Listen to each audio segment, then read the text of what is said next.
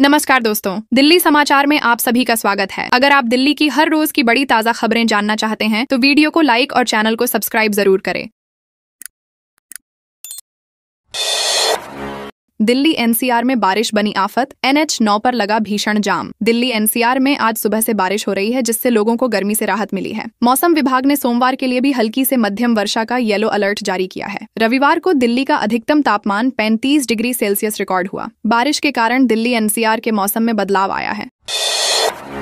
दिल्ली में special cell का Baddha action, gangster Kapil Sangwan का शॉर्प शूटर गिरफ्तार, हरिद्वार में किया था मर्डर। दिल्ली पुलिस की स्पेशल सेल ने कपिल सांगवान गिरोह के एक शॉर्प शूटर को नरेला से गिरफ्तार किया है। इस शॉर्प शूटर ने हरिद्वार में एक व्यवसायी की हत्या की थी, जो मंजीत महल गिरोह के सदस्य का रिश्तेदार था। आरोपी समी खान वारदात के बाद नेपाल भाग गया था। पुलिस ने उसके पास से हथियार भी बरामद किए हैं। दिल्ली में 25 साल पुराने सिस्टम के भरोसे वाहनों की प्रदूषण जांच व्यवस्था। फरीदाबाद में हो रहा बड़ा खेल। दिल्ली में वायु प्रदूषण को लेकर चिंता बनी हुई है। सरकार ने पुराने वाहनों पर रोक लगाई है, लेकिन प्रदूषण जांच अभी भी पुराने तरीके से हो रही है। जांच में गड़बड़ी की आशंका बनी रहती है, जिससे प्रदूषण फैलाने वाले वाहनों को भी प्रमाण पत्र मिल जाता है। कुछ PUC सेंटर ज्यादा पैसे लेकर गलत तरीके से प्रमाण पत्र जारी कर रहे हैं। छात्रों की भूख हड़ताल के बीच JNU प्रशासन ने उठाया कड़ा कदम, पूरी हुई बड़ी मांग। दिल्ली के JNU में छात्र संघ की भूख हड़ताल के बीच प्रशासन ने PhD छात्रों के लिए छात्रावास सुविधा विस्तार और दिसंबर 2025 में PhD दाखिला कार्यक्रम शुरू करने की घोषणा की है। छात्रों की कुछ मांगों को प्रशासन ने स्वीकार कर लिया है, जिनमें छात्रावास विस्तार और साल में 2 बार PhD दाखिला प्रक्रिया शामिल है। छात्र संघ बाकी मांगों को लेकर आंदोलन जारी रखने पर अड्डा है। 100 करोड़ की लागत से बने एयरपोर्ट ड्रेन का द्वारका के लोगों को नहीं मिल रहा फायदा, हो रहा जल भराव। एयरपोर्ट ड्रेन परियोजना के बावजूद द्वारका सेक्टर 8 में जल भराव की समस्या बनी हुई है। उपराज्यपाल ने इसे जल भराव से मुक्ति दिलाने की बात कही थी, लेकिन स्थानीय निवासियों का कहना है कि एयरपोर्ट से निकलने वाला पानी सड़कों और पार्कों में फैल जाता है, जिससे उन्हें परेशानी होती है। DDA द्वारा जल निकासी की उचित व्यवस्था न करने के कारण लोगों को दिक्कतों का सामना करना पड़ रहा है।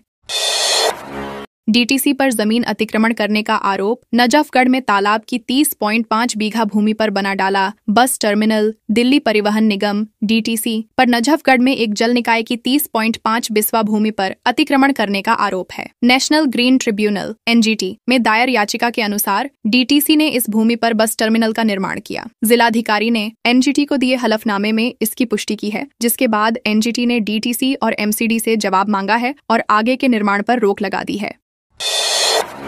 ओवरेज वाहनों पर प्रतिबंध के मुद्दों को लेकर सुप्रीम कोर्ट जाएगी दिल्ली सरकार। दिल्ली सरकार ओवरेज वाहनों के मुद्दे पर सुप्रीम कोर्ट जाएगी। मुख्यमंत्री रेखा गुप्ता ने कहा कि वे न्यायालय से पूरे देश की तरह दिल्ली में भी समान नियम लागू करने का आग्रह करेंगे। सरकार ईंधन प्रतिबंध को अव्यावहारिक मानती है और दिल्ली वासियों को असुविधा से बचाने के लिए प्रतिबद्ध है।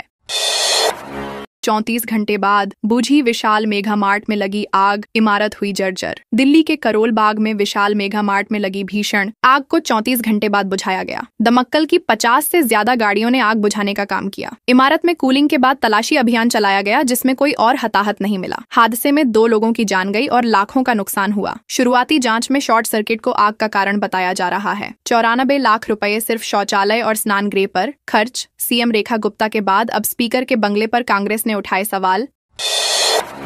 प्रदेश कांग्रेस अध्यक्ष देवेंद्र यादव ने भाजपा नेताओं पर दिल्ली वासियों के टैक्स के पैसों से शाही ठाट बाट में डूबे रहने का आरोप लगाया। उन्होंने विधानसभा स्पीकर के सरकारी आवास पर करोड़ों रुपए खर्च करने का आरोप लगाया, जिसमें शौचालय नवीनीकरण भी शामिल है। उन्होंने यह भी कहा कि यह खर्च मुख्यमंत्री के आवास से भी अधिक है और भाजपा नेताओं में जनता के पैसे खर्च करने की होड़ लगी है।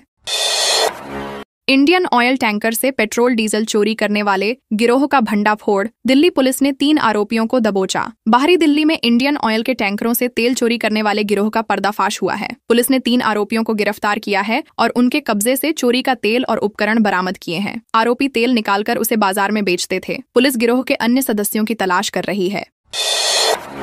येलो अलर्ट में भी अच्छी बारिश के लिए तरस रही दिल्ली, IMD ने बताया। पूरे हफ्ते के मौसम का हाल। दिल्ली में मानसून आने के बाद भी अच्छी बारिश का इंतजार है। उमस भरी गर्मी से लोग परेशान हैं। मौसम विभाग ने सोमवार को हल्की से मध्यम बारिश का अलर्ट जारी किया है। रविवार को अधिकतम तापमान 35 डिग्री सेल्सियस रहा और हवा में नमी बनी रही। दिल्ली की हवा की गुणवत्ता संतोषजनक श्रेणी में है। सरकार हवा को साफ करने में जुटी है।